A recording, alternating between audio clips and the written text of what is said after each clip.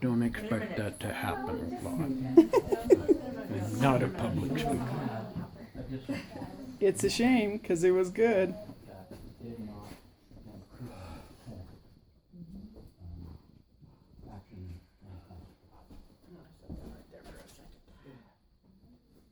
An address, yep.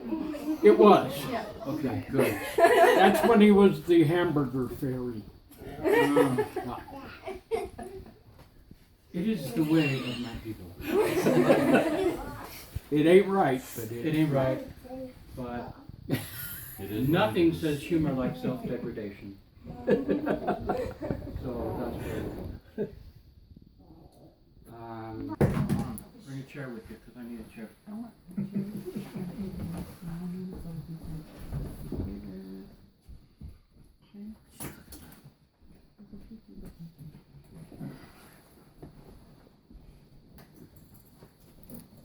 I had decided that whatever it'll yeah, absolutely. I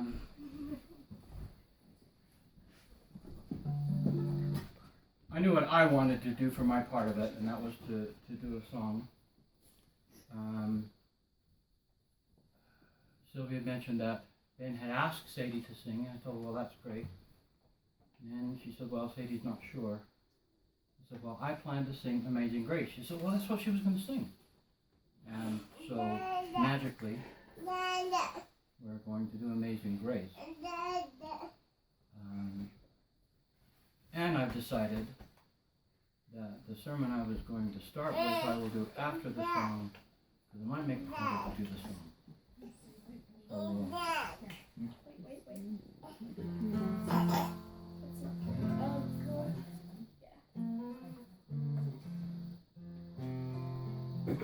Remember which verses? Yes. Okay.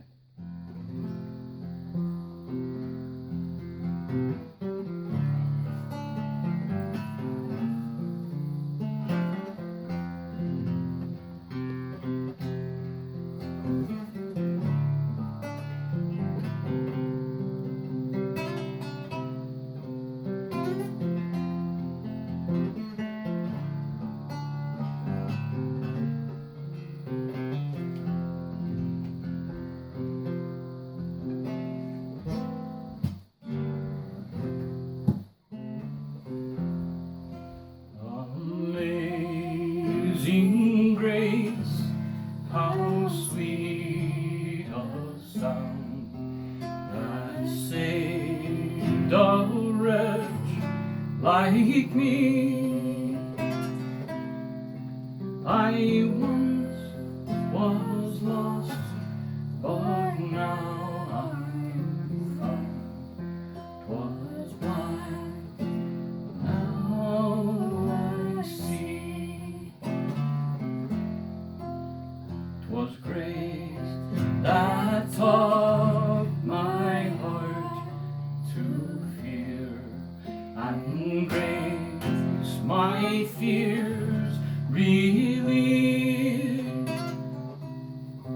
How precious did that grace appear in the hour I first believed.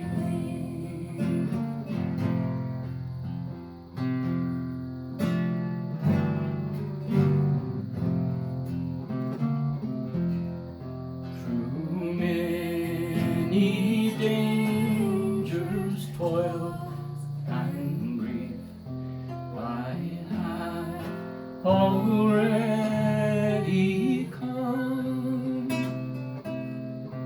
'Tis grace that brought me safe thus far, and grace will bring me home.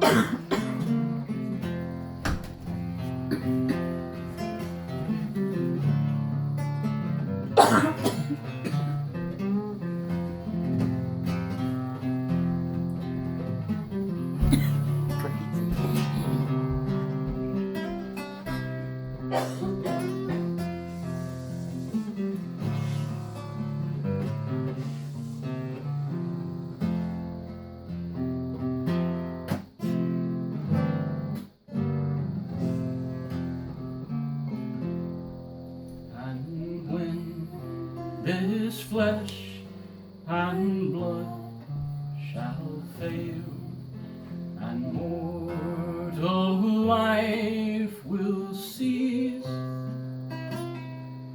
Through grace I'll find within the veil a life of joy and peace. Everybody sing.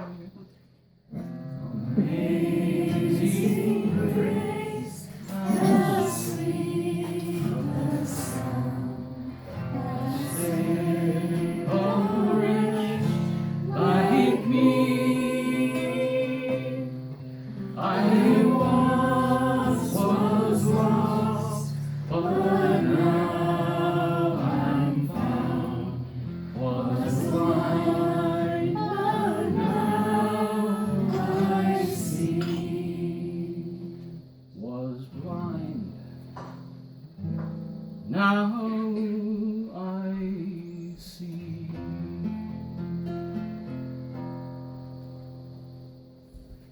I chose this guitar because it has a history with Ben. Ben had this guitar. I was probably 14, would have made him 16. It belonged to a friend. He had dropped it and cracked the headstock.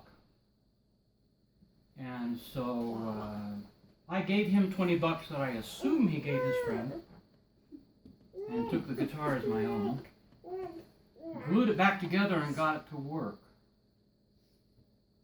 which kind of pissed Ben off. He was angry enough about it that he came down one day, took a knife, slashed the strings. It has enough cracks in it that you can't see the gash, but right there.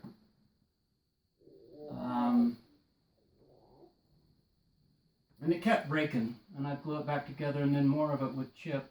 And finally, Dad came up with the idea, and I actually remember this. This is a piece of door chrome strip off of a 1961 Dodge Cornet. That was a car strip. He knows the car. The interior door panel. Put it, bolted it together. And I have played it ever since. This was the guitar that went everywhere with me. This was my, in the trunk, in case I saw a pretty girl I could pull over and sing her a song. Yes, I actually did that kind of thing. Yes, you did. I love the way Amazing Grace sounds on this guitar. But I had worked through it and decided I was going to do it, and I had the voice in my head and saying my prayers. And I'm spiritually ADD. I have a problem. I get saying my prayers and then I get distracted about something, and I'm way over here before I remember I was praying. And I was on one of those about Ben. When we were talking about doing this, and I was actually challenging my siblings, I dare you to come up with one truly happy story about Ben that doesn't have an addendum. There's lots of good things about Ben. Ben had a lot of great qualities, but it was always that. Or Ben was doing this and this and this, and then he. It was like that. There were always the two sides of every story about Ben. And that was the way that it worked. That's just how it went.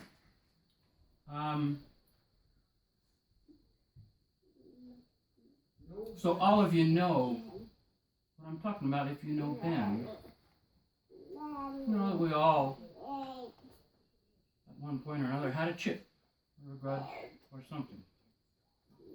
In my prayers, the words came to me. Forgive us our trespasses, as we forgive those who trespass against us. Forgive us our sins, as we forgive those who sin against us. And I thought, what incredible horrible hypocrisy it is for me to plead for grace and then begrudge it being given to another. I got some work to do. How am I entitled to ask for and expect grace? If I'm not going to ask for it for those who've trespassed against me. Everybody in this room, think about that. And not just Ben. We've all got a list. Get over it. It's not that big a thing. None of it is that big a thing. And I testify to you in the name of Jesus Christ, who offers grace to all. I'll tell you the other thing that went with that.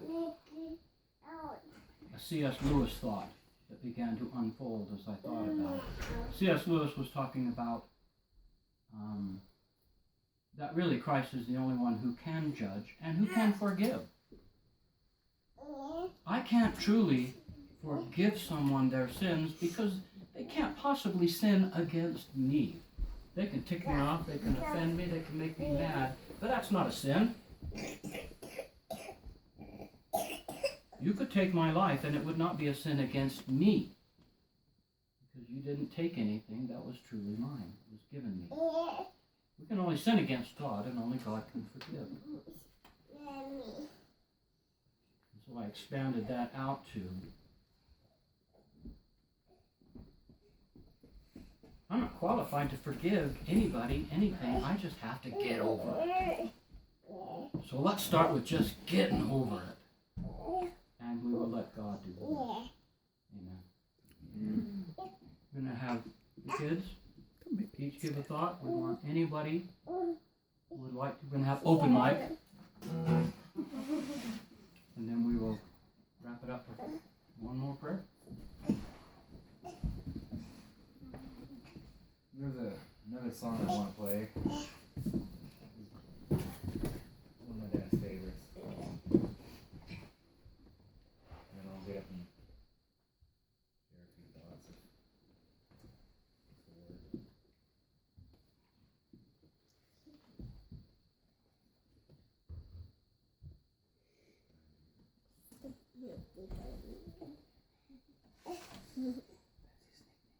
God loves our service.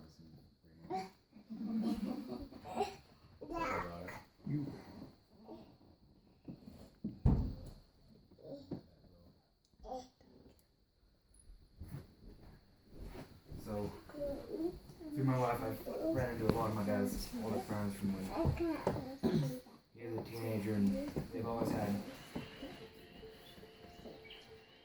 good things to say about him. And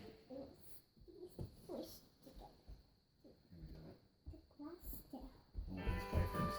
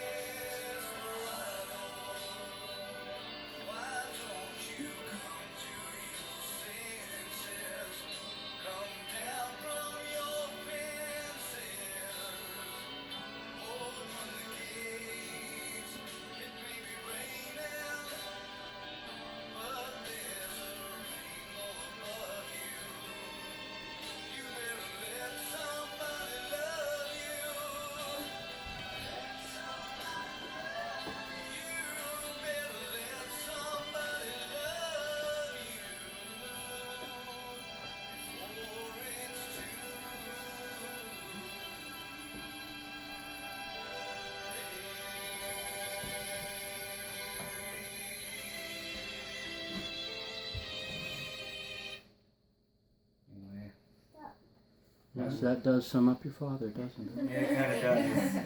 Aren't we all kind of We're all kind a of. little? I gone to a few bars with him, went to a few karaoke bars, and over the years, and first time I went to a karaoke bar with him, he sung that song very beautifully, and last time I went, well, it wasn't beautiful, but anyway, that song reminds me a lot of my dad. Like I said, I talked to a lot of his friends. I even met a friend when I was younger in high school. He talked and told a story about how my dad saved his life. He was real depressed and real suicidal, and after spending time with my dad helped turn him around. And he even told me stories about how he actually witnessed my dad take his shirt off his back to help somebody out there in Hanksville when they worked at the gas station together.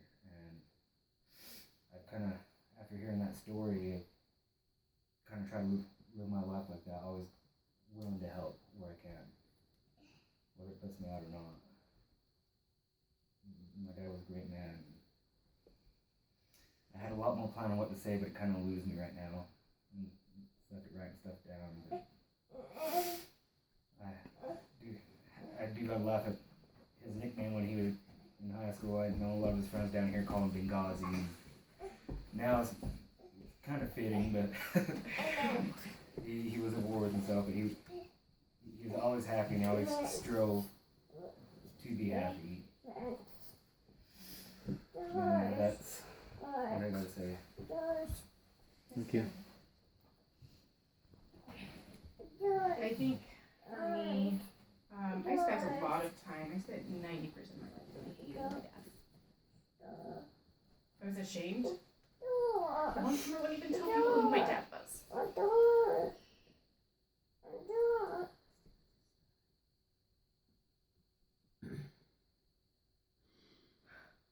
dad had a big heart.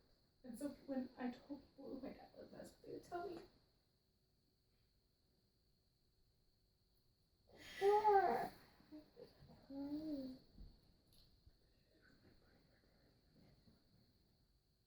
I have learned that I need to be more compassionate with him when we knew that we were going to lose him.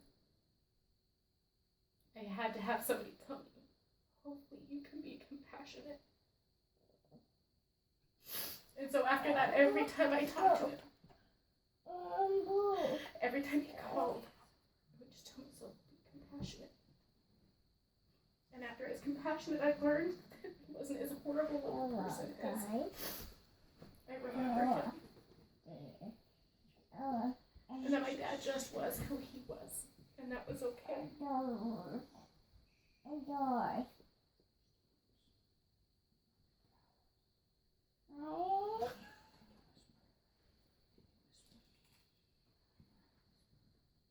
My dad loved his kids.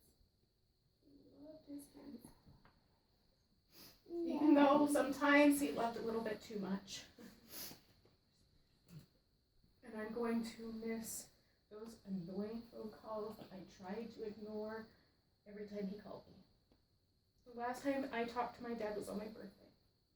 And I remember looking at my phone and going,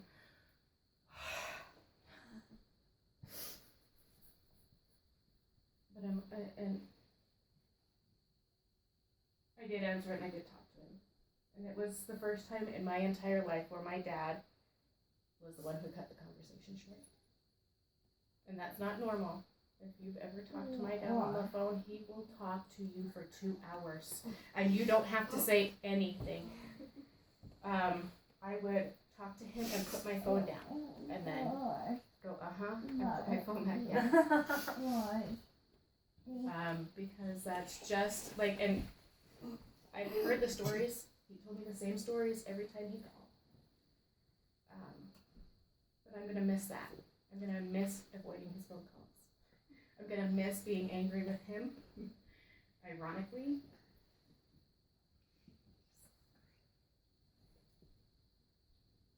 I miss everything I ever hated about him.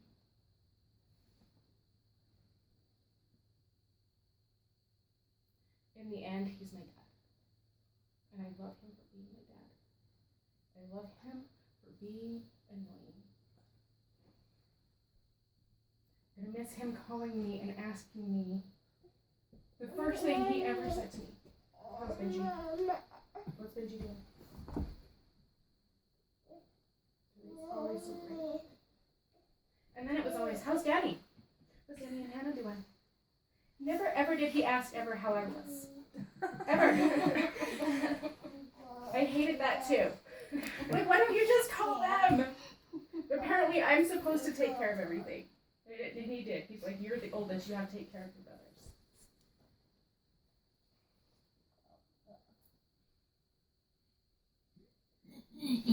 Despite everything, he will be missed.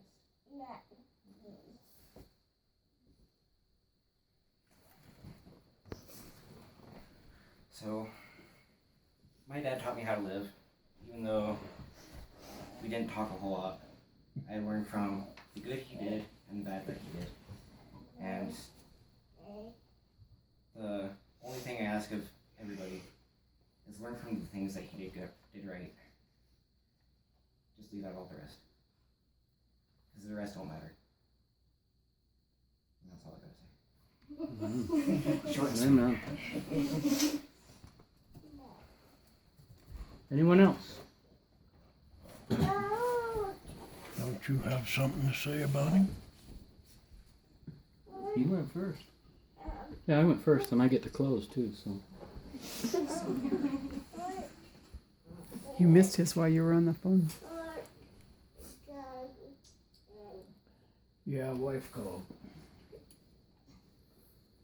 I remember Ben when he was born. I know that Benjamin was always different. He was not like the rest of us. He lived in a kind of his own sphere. His realities weren't the same as ours. He did a lot of things that just frustrated us, him especially, because if they gave something to Alan, Benjamin would want one too. So he got shortchanged a lot, and being the younger brother of Benjamin in school was not a place you wanted to be. I'm doing it for you. Thank you. I paid him $2 to say that. Benjamin, again, I had to assume that Benjamin just saw things differently. It was sort of like having an alien as a brother, because he would not, you could say, this is pudding. He'd see it differently, from a different perspective, which usually made us angry. For some reason, he had the ability to bring that out in his siblings. We were taught by our father to love even when we'd been wronged. I was the one that got the brunt of those lectures because I am grumpy. We all tried to help Ben in different ways through his life. But Benjamin just seemed to like to follow his own path. So you just tried to stay out of his path. It's kind of sad to look back on it that way, but that's sort of how we did it. I think all of us did. I'm happy that he's gone. He is now at peace with a few things, I think. He may have a better understanding of them. I don't know. If you see him in the next life, he's going to be a lot different. We're born with a personality. I think we go next door with the same one. He's out of pain. The one thing we know is there may be a light at the end of the tunnel. It may be the manhole you fell down going away from you, you know. But the pain it's gone. If you wake up and you're not in pain, you're dead. Benjamin is no longer in pain, mentally or physically. That's all I have to say. Amen to that.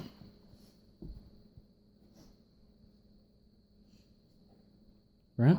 I'll say Oh, that, Gloria? All right. I always got frustrated because I would say, I don't understand.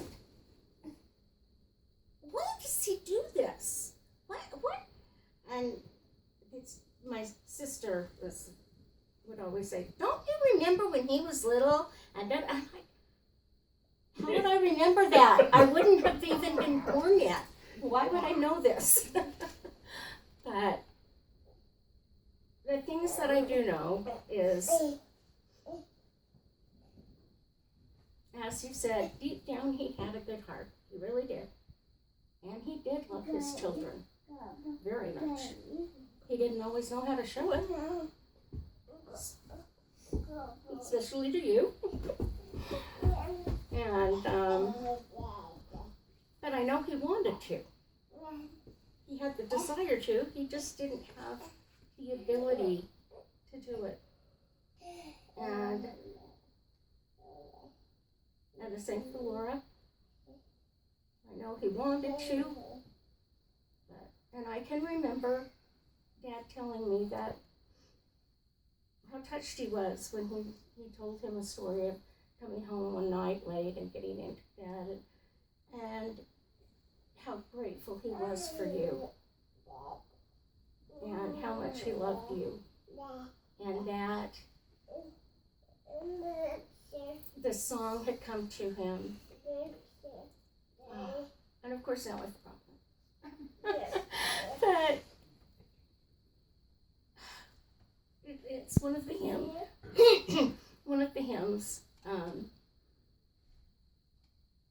I think it was, I know my Redeemer lives, and he will. And the fact that he knew deep down, and he knew that he had his faults, but he was so grateful for what he did have. Again, he did not always know how, but again, as Clayton explained, that was just Benjamin. And many times when I talked to him or visited with him, and he said, I know I'm doing good. I can do good. I just do it in a different way. I just go by a different drum. And I thought, good for you that you know that. We've all kind of known that. But I'm glad you know that too. But anyway, I don't, the stories I know about him are basically stories I was told. And the number one is when I was told when he was about 4 or 5, he had come home with a ironing board. And Mom was like, where did you get that? I was, well, you said Grandma needed an ironing board. And I was over at someone's house and they didn't need it. So I thought Grandma could use it. Again, good heart, just the wrong way of going about it. And that was the main thing that I always remembered. That's how you think of Benjamin. That's just the way he is. And that's all I have to say. And that's the truth. You did it better than I did. Yeah. Yeah. You want to try that again? No, now it's too dry. Yeah. Anyone else? I do remember once my dad brought home a great horned owl with a broken wing. And that was one of the He didn't one of the break be- it, the just best didn't. memories I have of him. And I think kind of why I have my fascination with nature and animals that I do is because of him. We'd always go up and catch salamanders and mud puppies is what he called them up at Heart Lake. We'd go catch ropes and throw them at my sister. Tell her they were snakes. He even brought home a fawn one time, nursed it back to health. You know, and he always tried to help in his own way, whether he knew how to do it or not. He tried. So that owl landed on my head in the middle of the night. Yeah, that owl landed on my arm I'll in the never middle of the night.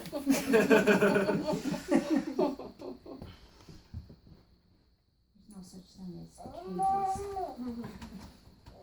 It lived No, in the, your bedroom was its cage. the bathroom was his cage. No, the bedroom was his cage. So it was right. Oh, and one of my cousin, when he lived in Hicksville with my cousins there, I asked her a long time ago about Ben, and or else somehow it just came up. But she said, you know, I just loved Ben. I loved it when he stayed with us because he would take us fishing when nobody else would. He would take us with him, and that was always her. I just remember that from probably 20 years ago. She told me that story. And I thought, well, that's good. That's good to know.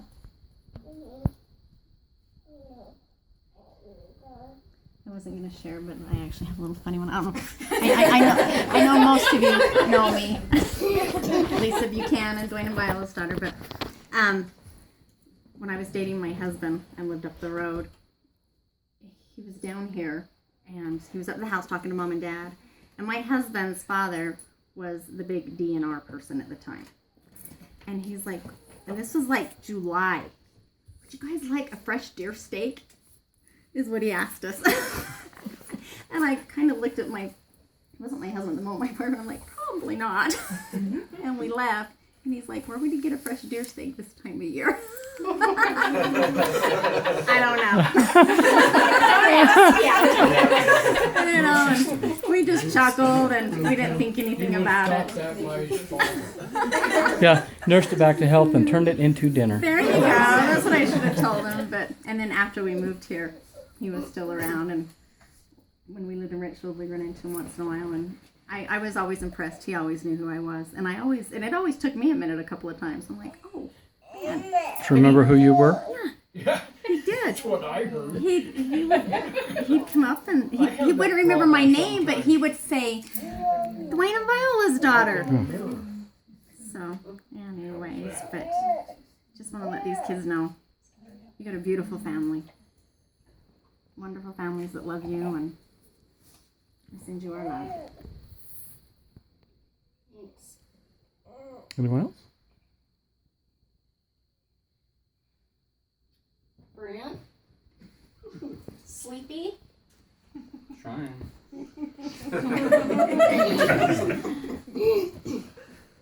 Well, no, when I was told that we were gonna go around looking for these things, I kept thinking, I don't remember any interactions with Ben that stand out. And most of it's because I never paid much attention anyway. And then the thought occurred to me, you know what really stands out is, Benjamin was always getting the brunt of anything that went wrong. And the example is right there. When he had the horses in pasture, and they kicked the sprinkler open and flooded the house, and he was in trouble for months and months and months. But now look at the results. I remember Dad going through those newspapers that came off the wall, and how much fun he had just to see how old the newspapers were. 1896. 80. Huh? 86. 86? Okay. And then everybody says, let's preserve that as the archaeology reminder of how things were done when the house was built. So even though it was a bad thing at the time, as time mellows out and things settle down, it wasn't such a bad thing. Everybody wants to look at that now. That was the only thing I could come up with, though. again. And that was, every Ben story has an addendum, one direction or another, doesn't it? Now is the time to forget the other half of that story. Yeah. Now is the time to just forget the other half of that story. Ben had the most compassionate Christian heart in this family. Yeah, he had no brains on how to make it work. But when he was kind, was there anyone kinder? When he loved, was there anyone who loved deeper? He is now in the presence of all of those noble ancestors that he has always so greatly admired and called upon all his life. He now stands, and I am sure that he's gaining a new level of clarity. As Klain said, he's out of pain mentally. The handicap that he was born with, which was a disconnect between actions and outcome. He literally had no, and this was, we went to family counseling when we were all little. And Dad's favorite thing to say was when the counselor that finally made it clear to him to help him understand, he said, Earl, you have to understand that Ben does not have all of the native skills of your other children.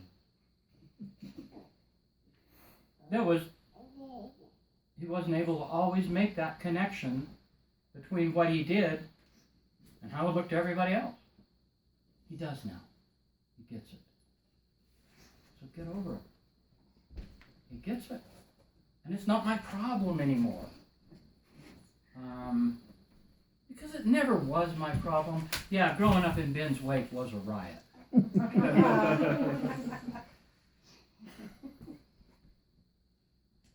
But I have such confidence now in who I am because we had the same teachers. We had the same bishops. We had the same parents. We had the same everything. Totally different lives. I own my life. That's a strength that I got from Adversity. watching Ben lose his. So at a cost to Ben, I'm a stronger man. I owe Ben. Now I hate that because I sound like my dad, and I always wanted to punch him. When he, well, I guess Ben owes me. One day he filleting fish for him. I guess I kind of owe Ben a favor for being such a jerk to make Laura go to work at the fish factory so she could teach you how to fillet fish for me. Now, how far do you I knew it was being used for something. Just kidding. But at the end of that cycle was a kindness. Give that, and I'm not talking about Ben, I'm talking about me and you, I'm talking about you and him. Let's give everybody that same kindness. Here's another. I'm going to go into the side business of making little cards, greeting cards and stuff. Here you go. If we are truly to be the salt of the earth, shouldn't we take each other with a grain from time to time?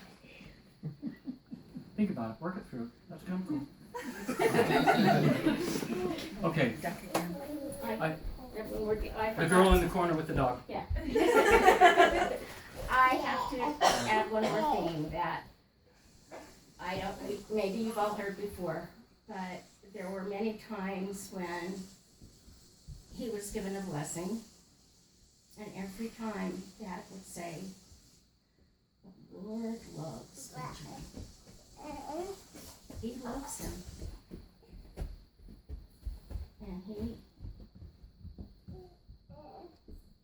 And I remember him telling me that and feeling so bad. I thought, the Lord loves murderers. He loves, and we're supposed to love We're not going like straight the to Ben on Savior. this. I thought, and I need to love Benjamin.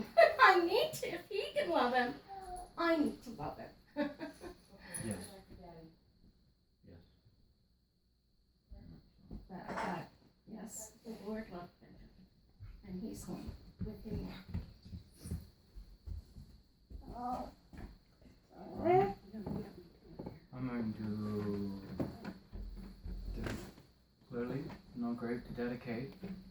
Ben, in case you didn't know, it's right here.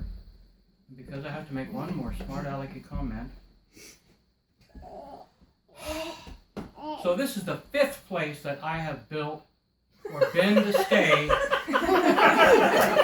And 2 of them went up in smoke. You can't lose a finger on this one. Yeah, God's gonna get you for that.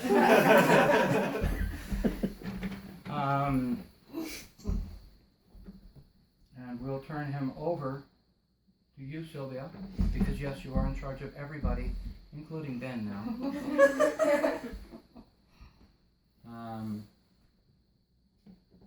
Do as you will. I think there are a whole lot of places in this county that he might like to see again. Oh, and we stopped on the way in, stopped at the summit right at dusk. I held the box out so you could see the valley behind it. We did the traditional photo op coming into the county, and I'll share that with you. Make the county his final resting place, because he loved this place. Even though they kept kicking him out, he still loved it.